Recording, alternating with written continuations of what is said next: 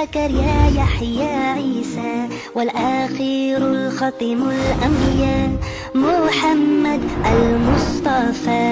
الحمد لله رب العالمين والصلاة والسلام على نبينا وحبيبنا المصطفى محمد وعلى آله وصحبه أجمعين.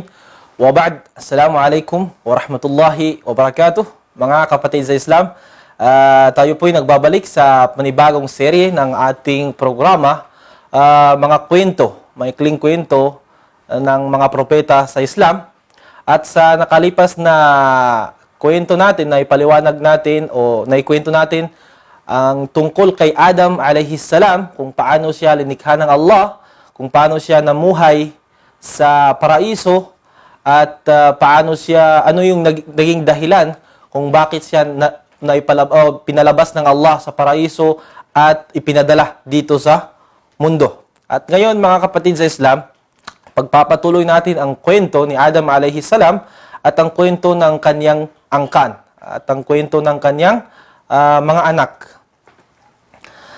Lamma istaqarra Adam wa zawjatuhu Hawa fil ard, bada'at al-haya az-zawjiyyah taktamil, fakana la budda min wujudi dhurriyyatin litu'ammira al-ardha wa liyastamirra naslu Adam alayhis salam ila yawmil qiyamah.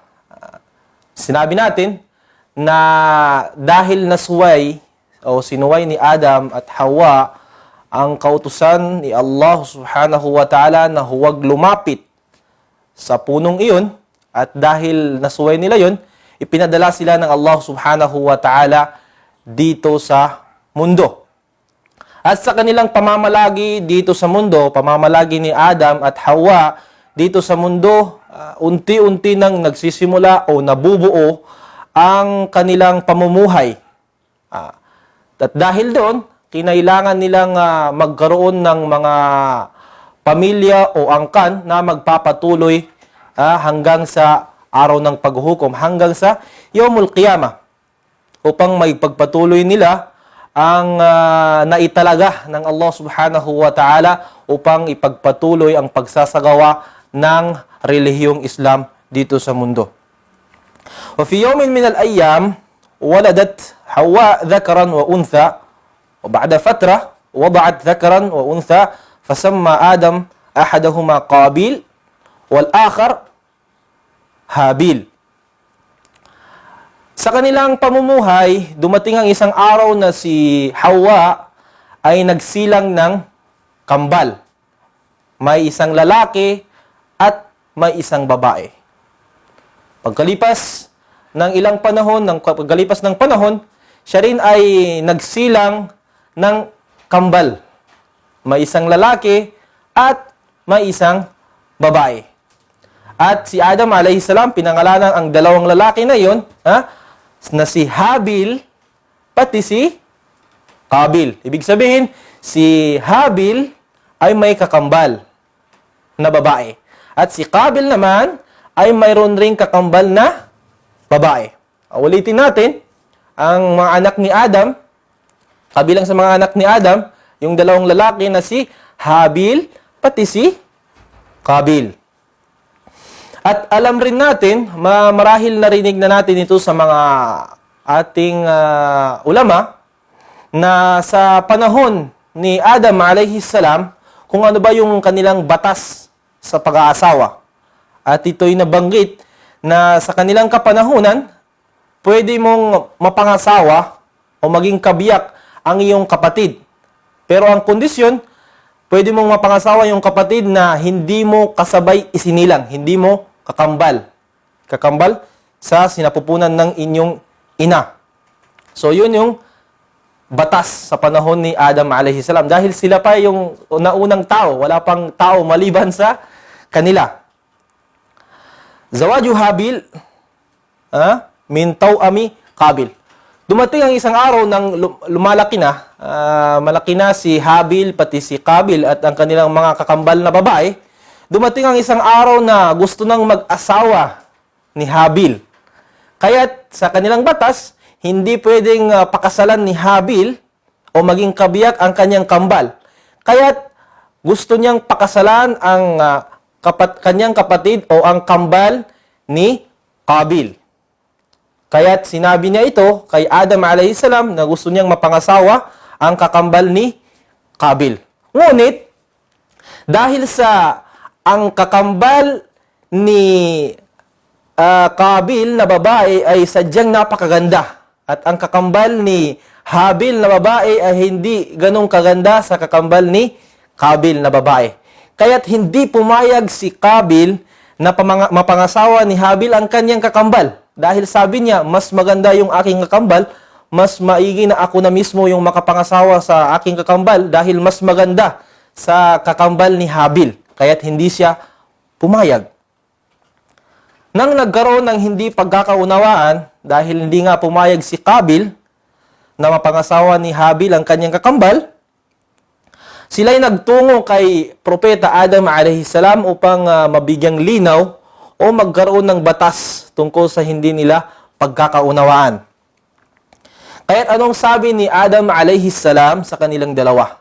Sabi ni Adam, kailangan ninyong magbigay alay, kurban. Tuqaddimu kurbanan lillahi subhanahu wa ta'ala. Kailangan ninyong magbigay ng kurban, alay kay Allah subhanahu wa ta'ala at doon natin malalaman kung sino man ang makakapangasawa sa kakambal ni Qabil. Kung sino man ang tatanggapin mula sa kanya, ang kanyang alay, tatanggapin ng Allah ang kanyang alay, siya ang makakapangasawa sa kakambal ni Qabil. Qaddama al-ithnan qurbanahuma wa intadara. Kaya't nagmadali si Qabil na pumunta sa kanyang mga pananim. Nangulikta siya, kumuha siya ng mga bulok na pananim. Pinili niya yung mga sira-sirang pananim, yung mga bulok na pananim, at ito yung kanyang ginawang alay. At si Habil naman, siya'y agad na nagtungo sa kanyang mga alagang hayop. Pinili niya yung malusog na kambing at kinuha at ginawang alay. At nang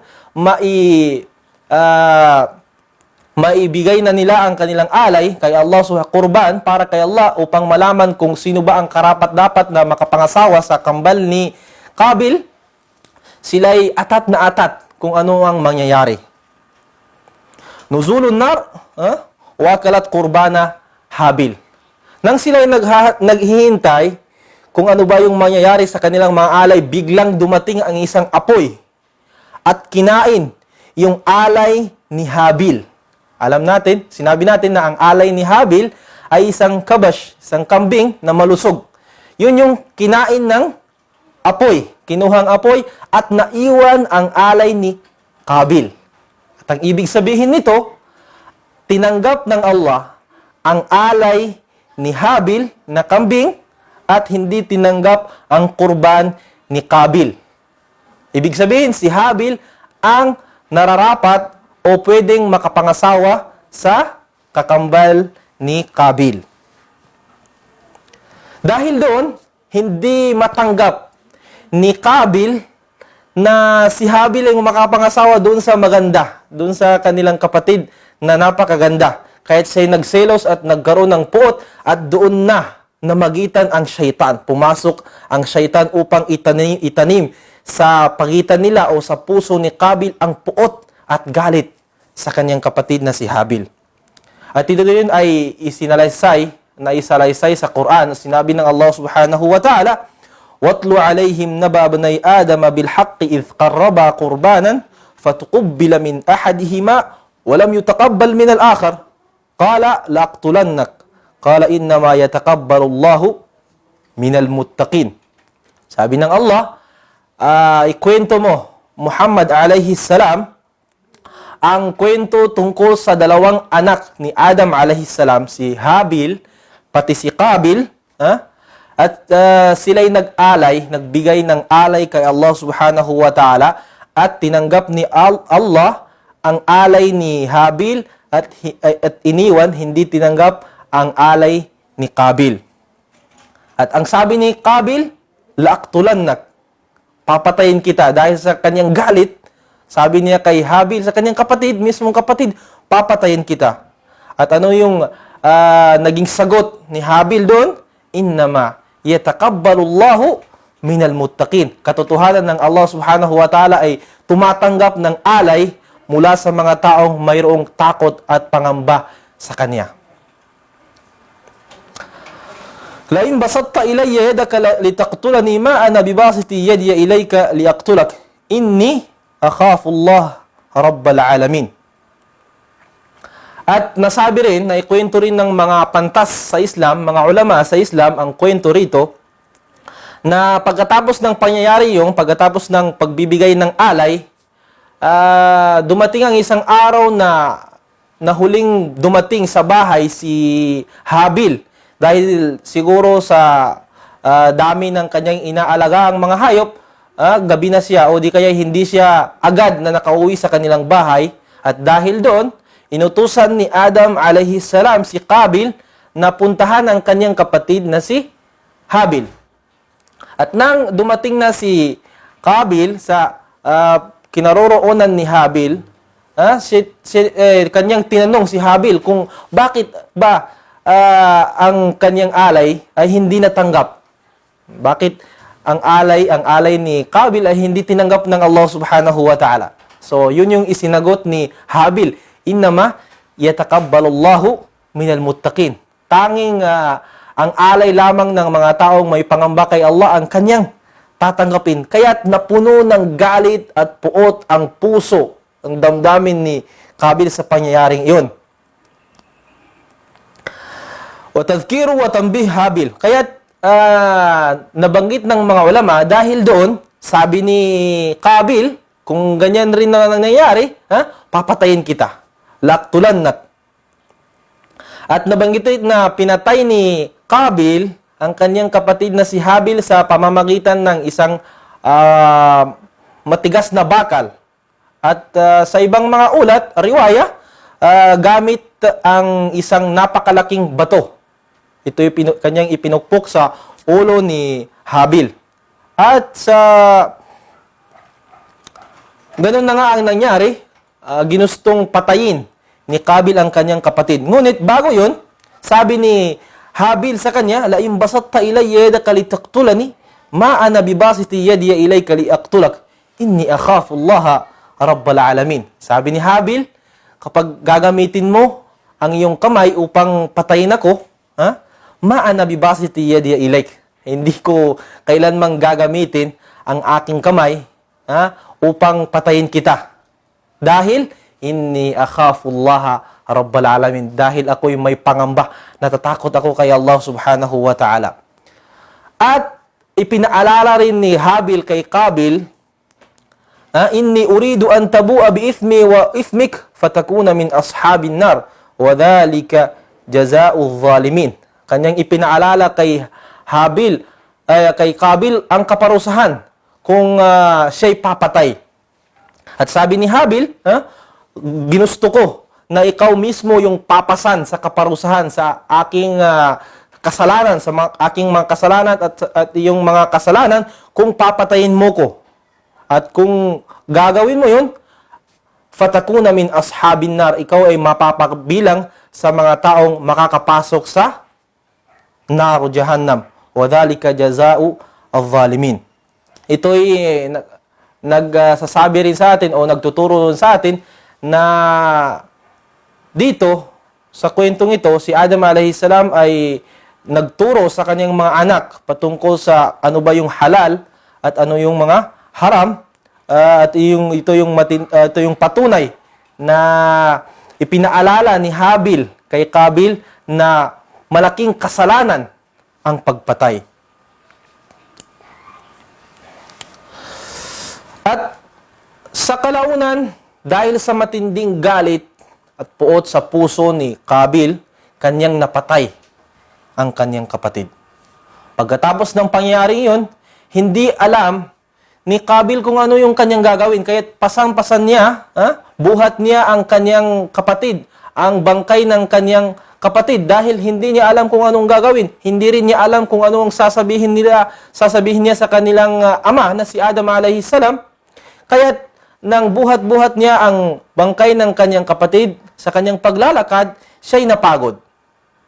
Kaya't ang Allah subhanahu wa ta'ala ay nagpadala ng uwak. Alam natin yung ibong uwak, ang ibon na yun, yung maitim, yung uwak, ipinadala ni Allah subhanahu wa ta'ala upang ituro kay Qabil kung paano ang dapat gawin sa taong namatay, sa banggay ng tao namatay. At sinabi ng mga ulama, ito yung unang-unang pangyayari, krimen ng pagpatay sa kasaysayan ng tao, ang krimen sa pagitan ni Qabil at Habil.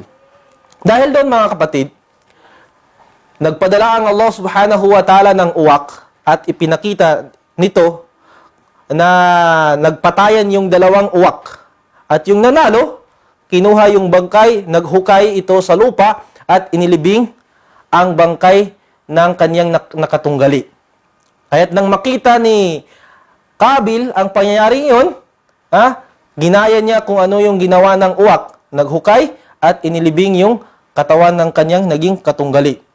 At siya'y nagsisisi sa kanyang nagawa. Qala ya waylata a'jaztu an akuna mithla hadha al-ghurab fa uwari sawat akhi fa asbaha minan nadimin. Hindi ko ba kayang gawin kung ano ba yung ginawa ng uwak na itago ang bangkay ng aking kapatid, at sa kalaunan siya ay pinarusahan ng Allah subhanahu wa ta'ala ng pagsisisi dahil sa kanyang nagawa, dahil lamang sa kanyang pagsiselos, dahil lamang sa kanyang galit sa kanyang kapatid, kanya itong napatay. Kaya't mga kapatid sa Islam, napakalaking aral po ang ating matututunan tungkol sa kwento ni Adam alayhis salam at ang kwento ng kaniyang mga angkan, ang kwento ni Habil at ang kwento ni Qabil. Mga kapatid sa Islam, inshallah subhanahu wa ta'ala sa mga susunod na araw, ating ipagpapatuloy ang mga kwento ng mga propeta. Jazakumullahu khairan. Assalamualaikum warahmatullahi wabarakatuh. سليمان إلياس اليسع يونس زكريا يحيى عيسى والآخر الختم الأنبياء محمد المصطفى